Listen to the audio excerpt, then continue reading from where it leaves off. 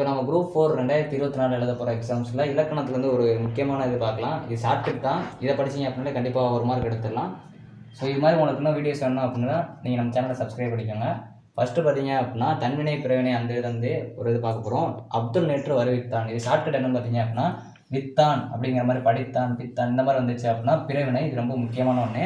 அதே மாதிரி கவிதாவால் உரை படிக்கப்பட்டது. இதை பட்டது அப்படிங்கிறது முடிஞ்சு அப்படின்னா செயற்பாட்டு வினை. ரெண்டுமே முக்கியமான ஒன்று. இது பார்த்தீங்க அப்படின்னாலே ஒரு கொஸ்டின் அட்டன் பண்ணுற வாய்ப்பு இருக்குது. இலக்கண குறி பொறுத்த வரைக்கும் ஆர் அப்படின்னு முடிஞ்சு அப்படின்னா வினையாளனின் பெயர் அடையார். இல்லாட்டி வேறு ஏதாச்சும் ஆர் அப்படின்னு முடிஞ்சால் உங்களுக்கு அது வினையாளனின் பெயர். ஆளை முடிஞ்சு அப்படின்னா பேரெச்சம். அழித்த அப்படின்னு வந்தால் அது பேரெச்சம்.